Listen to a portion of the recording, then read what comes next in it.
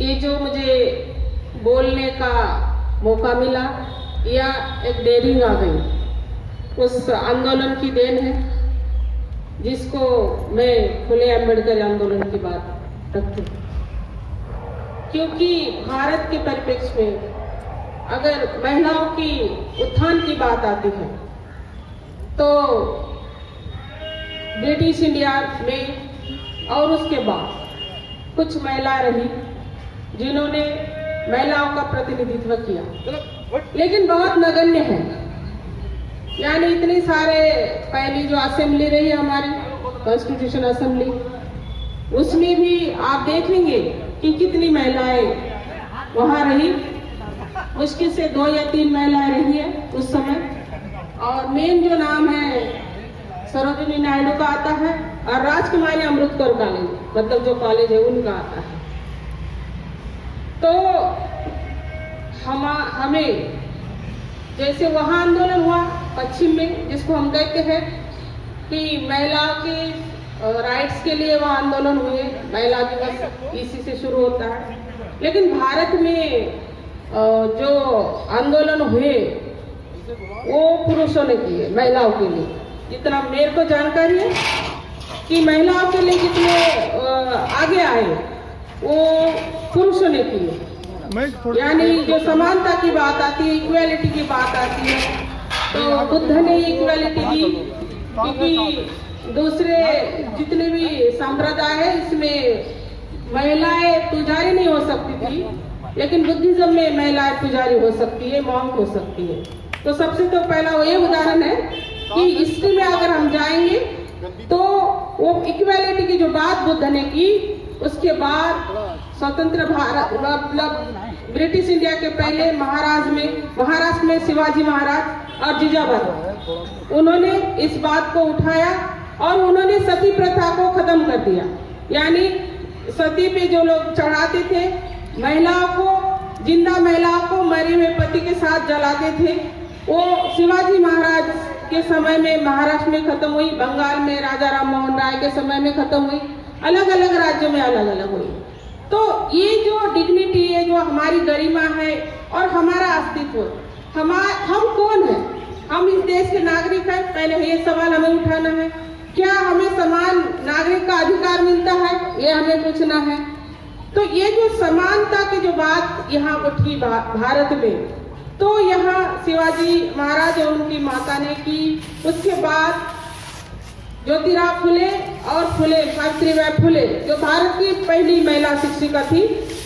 अगर भारत में किसी भी जाति की, किसी भी धर्म की महिला है तो अगर स्कूल में एंट्री हुई है तो वो सावित्रीबाई फुले ने स्कूल खोले महिलाओं के लिए स्पेशल, और वो खुद टीचर बनी और फिर महिलाओं के लिए चीजें लिखी और महिलाओं का एक स्वतंत्र स्थान है ये उन्होंने लिख के रखा और कविताएं भी लिखी। वो पहली महिला राइटर थी।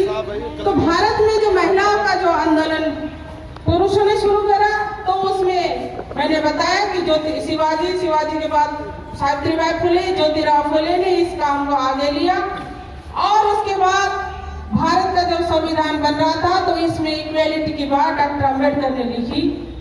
इसीलिए मेरा ये कहना है, आप कोई क्रिटिसाइज कर सकता है, मेरा ये मानना है कि इस इक्वालिटी की जो लड़ाई में डॉक्टर अम्बेडकर का बहुत बड़ा योगदान है। हमें ज्यादा लड़ाई कानूनी रूप से हम लड़ नहीं सके, लड़ाई में हम नहीं गए, क्योंकि महिलाओं को यहाँ बहुत बिना कुछ आंदोलन करे भारत में महिलाओं को वो अधिकार दिलाने वाले महान पुरुष हुए, और जिसको मैं नमन करती हूँ। क्योंकि ये जो आवाज, जो स्वतंत्र आवाज जो नेचर ने मुझे दी है, परिवार और समाज ने इसको दबा के रखने की कोशिश की है। आप बताइए ऐसा होता है कि नहीं? महिलाएं, लड़कियां खिलखिला के हंस नहीं सकती, ऐसा है? उत्तर भारत में, मैं उत्तर भारत का जन्म नहीं है मेरा, उत्तर भारत में जहाँ गांव और कस्बों में या दिल्ली में एक ऐसे गांव है वहाँ महिलाओं को बैठक में नहीं बिठाते। आप जानते होंगे, कोई ऐसा ही है, मतलब बैठक में महिलाओं को बिठाने का अधिकार नहीं है। तो क्यों नहीं है? इसके लिए आप सोचिए, आप सर्च करिए कि ऐसा क्यों है।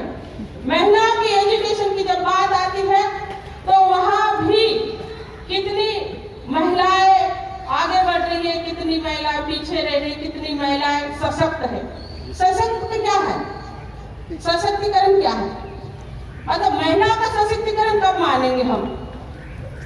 वो महिला का मैं मानती हूँ कि जो महिलाएं अपने जो घर वो चलाती है, जिस घर को वो आगे बढ़ाती है, उसमें निर्णय प्रक्रिया में वो है या नहीं है।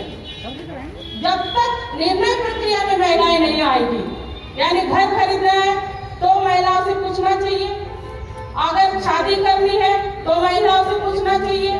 मतलब हर कोई निर्णय प्रक्रिया में अगर महिला है वो निर्णय ले सकती है, निर्णय दे सकती है, सुझाव दे सकती है और उसकी मान्यता हो परिवार में, समाज में, जहां भी, तभी हम मान सकते हैं कि महिला सशक्तिकरण हो रहा है या होगा। इसके अपोजिट हम बात करेंगे कि जो नहीं होने देना चाहते वो ऐसी कौन सी विचारधारा है जो इन चीजों को रोकती है। अगर हम आने वाली पीढ़ी को अच्छा, यानी महिला, हम जिसका रिप्रेजेंटेशन कर रहे हैं, यानी महिलाओं का रिप्रेजेंटेशन, तो क्या हम चाहेंगे कि जब भारत हिंदू राष्ट्र बनेगा तब महिलाओं को सती देने के लिए अगर कोई ग्रुप कहे तो क्या हम तैयार होंगे?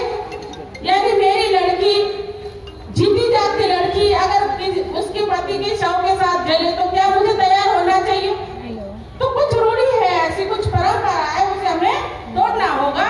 आने वाले बैरियर के लिए, आने वाली जो उनकी हमारी पीढ़ी है उनको हमें देखना होगा। दूसरी बात, और हमारे घर में जितने पुरुष हैं उनको इस बात की समझ, सुरक्षा महिलाओं के लिए सचेत करना होगा।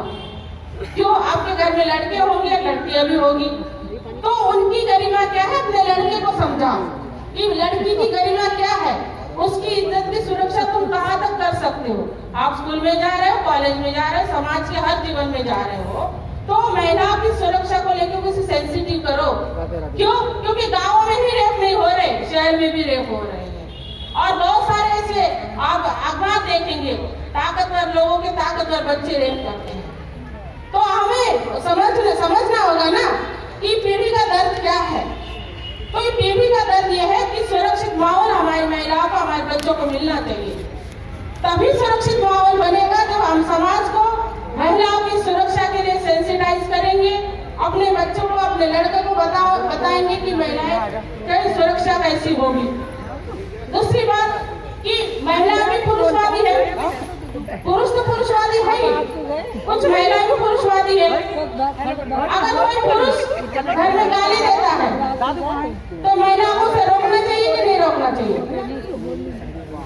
मैडम जी, कोई पुरुष अगर घर में गाली देता है तो महिलाओं को उसे रोकना चाहिए कि रोकना चाहिए? अगर वो पड़ोसी को भी गाली देता है तो माँ को भी गाली देता है ना, तभी भी रोकना चाहिए। और बात में ये उत्तर भारत में लोग गालियां देते हैं, अपने बच्चों को रोकिए। अगर हम ऐसा नहीं करेंगे तो ये खाली एक दिखावा रह जाएगा। वुमेन एम्पावरमेंट, महिला दिवस, क्योंकि एम्पावरमेंट घर से शुरू होनी चाहिए, घर में होनी चाहिए। घर में महिला को बोलने का अधिकार होना चाहिए, पुरुषों को सेंसिटाइज करना चाहिए जेंडर के लिए, और अपने बच्चों को ऐसी तालीम दो। लड़का है तो पूरी जिंदगी वो महिलाओं का सुरक्षा करे, सम्मान करे और एक अच्छा समाज का निर्माण करे। तो अगर कोई गाली देता है तो आप ये रोकना चाहिए, चाहे आपका बेटा हो, चाहे आपका पति हो, चाहे आपका भाई हो, क्योंकि वो जेंडर का अपमान हो रहा है, एक माँ का अपमान हो रहा है। तो ये माँ को अपमानित होने से उठाने के लिए समाज की सोच का हमें बदलाव करना होगा। अगर हम नहीं करेंगे तो हम ऐसा कार्य करने के लिए तैयार नहीं हो। और एक बात खत्म मैं बोल के कि चाहे कोई आवाज उठती है महिलाओं के लिए, चाहे किसी भी जाति धर्म की हो, अगर उसके ऊपर शोषण होता है तो सभी को एक समान आवाज उठानी चाहिए। ये नहीं कि अगर कोई बैकवर्ड महिला है, कोई शेड्यूल कास्ट की महिला है, अगर उसके साथ कोई अत्याचार होता है तो सवर्ण महिलाओं को ऐसा नहीं करना चाहिए। सभी महिलाओं को ये सेंसिटाइज करके ये सभी के लिए, ये समान महिलाओं के लिए कार्य करना चाहिए और ऐसी विचारधारा का निर्माण करें जो समता, समानता और भाईचारा पे आधारित हो और अपने घरों में अपने आचार विचारों को समझे और आने वाली पीढ़ी को, अपनी लड़कियों को उसके अधिकार समझाइए। बहू आती है तो उसकी भी अधिकार समझाइए कि बहू तुम्हारे क्या अधिकार है, लड़की तुम्हारे क्या अधिकार है। क्योंकि जब तक ये अधिकार हमको एक नागरिक है, ये हमें घर में ही दिखाना पड़ेगा ना, फिर समाज में दिखाना पड़ेगा। तो समान अगर हक अधिकार हमें चाहिए तो समाज में ये फैली कुरीतियां उसको हमें मिटाने के लिए कोशिश करनी चाहिए, इक्वालिटी और समानता की बात करनी चाहिए। और इस भारत देश में जैसे अभी सुबह गाना चल रहा था कि हमें भारत देश को बनाना है, गर्व करना चाहिए, तो समाज में जो गलत नीतियां है, गलत सोच है, गलत विचार है, उसको सब खत्म करना चाहिए और अपने बच्चों को समझाओ, आने वाले आपके आसपास जो लोग रहते हैं उनको समझाओ और इस देश को एक महान हमें बनाना होगा। तो हमारी आधी आबादी है, आधी आबादी को पूर्ण सहयोग देना चाहिए इस काम के लिए और उसका काम है कि विकास, मानसिक विकास समाज का होना चाहिए, बौद्धिक विकास होना चाहिए, तभी ये काम संभव है। मुझे समय मिला, धन्यवाद, नमस्ते। बहुत बढ़िया।